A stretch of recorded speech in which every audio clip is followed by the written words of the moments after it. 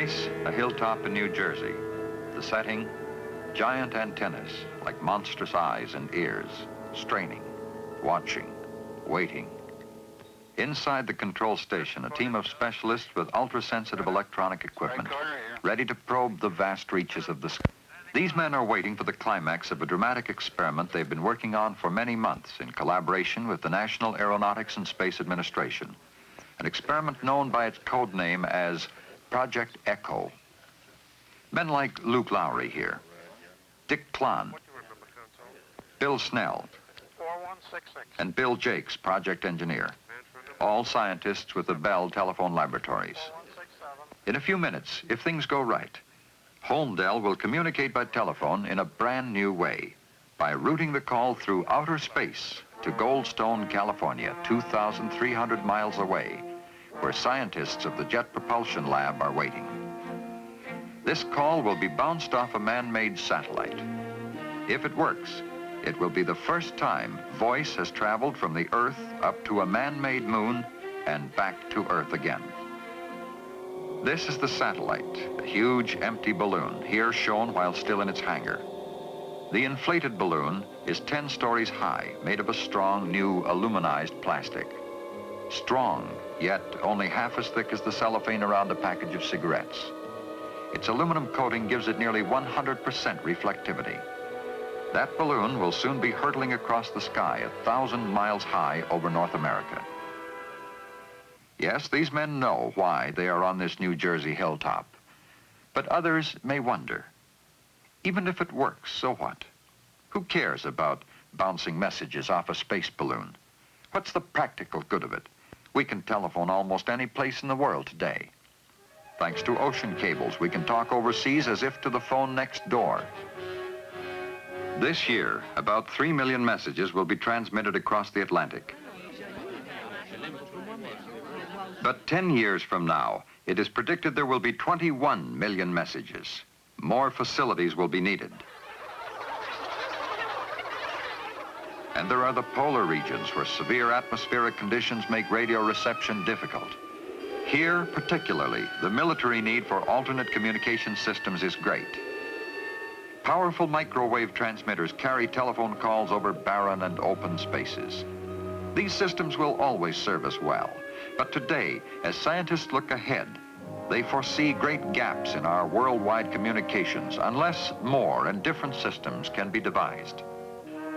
For instance, we would like to see live television programs, history in the making from all over the world. But TV broadcasting presents a special problem. One TV channel requires the space of almost 1,000 telephone circuits. This requirement is simply too expensive for present systems. And even if this problem could be licked today, what about tomorrow? For many years now, Bell Laboratories scientists have been looking ahead to satellites for communication. We are already capable of building a satellite equipped with operating receivers and transmitters which could be made to operate at a much greater height than a simple reflector balloon like that in Project Echo. The higher you go, the greater the portion of Earth in range of the satellite, and the fewer you need to circle the globe. A worldwide communication system of satellites like this has already been outlined by the Bell system. The plan envisions several strings of equipped satellites, altogether about 50 of them, orbiting at a height of about 3,000 miles. As the one you were using moves out of range, you would switch to the next one coming along, and so on.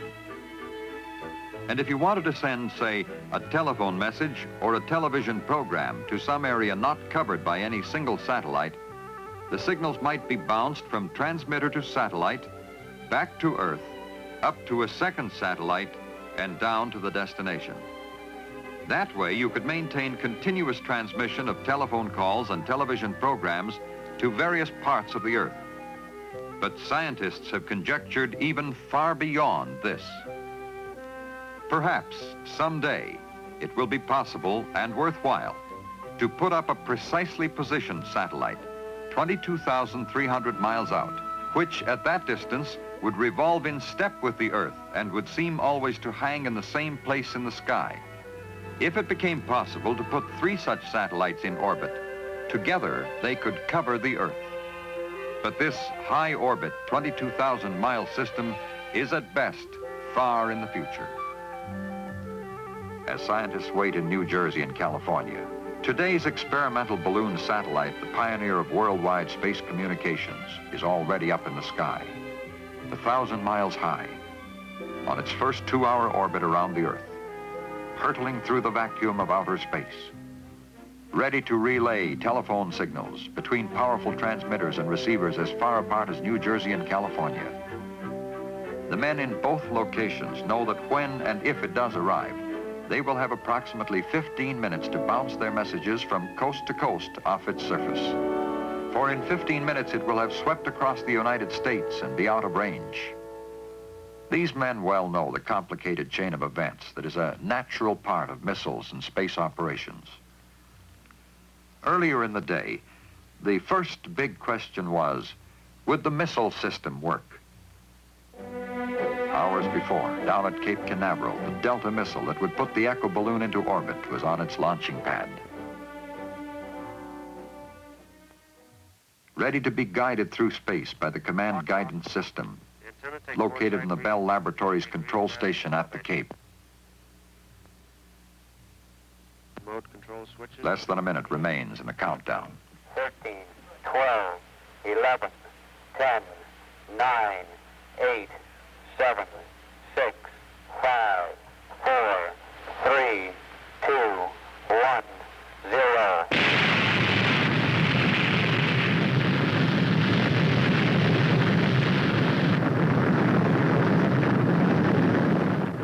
As the missile hurtles through space, the control center maintains communication with it, checks its position, and automatically sends any necessary steering orders to keep it on its predetermined path. This guidance system was designed by Bell scientists, the same system that meets the precise target demands of the Titan intercontinental ballistic missile. Its job here is to put the Echo satellite in orbit with pinpoint accuracy. Will it? That is the question these men ask themselves as they finish monitoring the guided portion of the missile's flight. And will the balloon, squeezed into a 26-inch sphere, release okay? Will it inflate properly or burst into fragments? They still have to wait. High in the sky, the third stage burns out. The payload section separates from the engine. The protective shell springs apart, releasing the balloon. Floating clear, the balloon is inflated by a chemical powder which instantly vaporizes in the vacuum of outer space. The men won't know it for some time yet, but balloon inflated and in orbit. As the minutes pass, scattered tracking stations take up the difficult job of finding the balloon and tracking it. Now it's up to Bill Jakes and these other communications men in New Jersey and California to find it. When they do, in addition to transmitting tape-recorded messages, they will talk together on the telephone. But until then, they still have their worries. This new, unique horn-type antenna, so painstakingly developed here in Holmdel, will it really eliminate static? It should, with the help of new circuitry and this other recently developed equipment called the maser. These inventions will make the weakened voice signals come in strong and clear, even after their long journey through space. This is no ordinary amplifying device. It operates in an ultra-cold vat of liquid helium at minus 457 degrees Fahrenheit. In this super cold world, the maser's ruby crystal helps keep the telephone conversation clear and easy to hear, which makes the maser one of the greatest new contributions to communications. At last, the sweating out period is about over. Holmdel is in constant touch with Goldstone by an open telephone line. The first actual transmission bounced off a man-made satellite will be from tape recordings. Goldstone has just reported they have picked up the balloon. A pinpoint in the sky, 100 feet wide, 1,000 miles out in space. Like trying to locate a golf ball a mile away.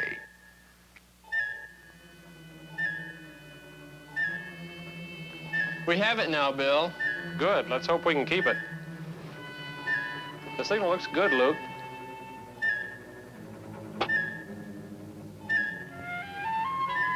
Tracking looks good, too. Let's see how Goldstone is doing. Hello, Goldstone. This is Homedale. We're getting your signal. How are you receiving ours? Strong and steady, Bill. Fine, fine. Okay, here we go. We're going to start our tape now, and you start yours. This is President Eisenhower speaking. It is a great personal satisfaction to participate in this first experiment in communications involving the use of the satellite balloon known as ECHO. This is one more significant step in the United States program of space research and exploration. The program is being carried forward vigorously by the United States for peaceful purposes for the benefit of all mankind. The satellite balloon, which has reflected these words, may be used freely by any nation for similar experiments in its own interest.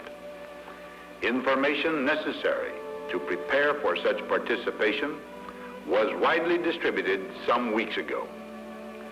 The United States will continue to make freely available to the world the scientific information acquired from this and other experiments in its program of space exploration. It really sounds good here, Walt. Fine, Bill. And so the first spoken word from man through space to his own satellite and back to man again is the voice of the President of the United States. And as the satellite sweeps swiftly out of range, further transmission must wait for another passage.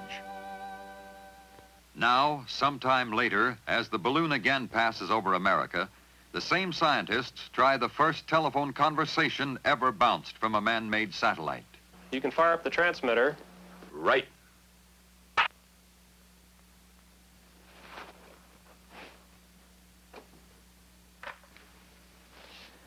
Hello, Goldstone. This is Homedale calling. Calling Goldstone. How do you read me? Homedale, this is Goldstone. You're loud and clear, Bill. Oh, wonderful. Well, it looks like all the hard work was really worth it. A new, bold stride on a long road has been taken. The road to communications between ourselves and others overseas with the same variety and dependability we now enjoy anywhere in our own country. The balloon satellite of Project ECHO is, of course, for experiment only. But it is an experiment that may result in a new intercontinental communications system. As these men of Bell Laboratories and Western Electric continue their round-the-clock program of research and development, they are determined to keep America well ahead in the field of communications. And today they are looking, as all humanity looks, to the vast potentials of outer space.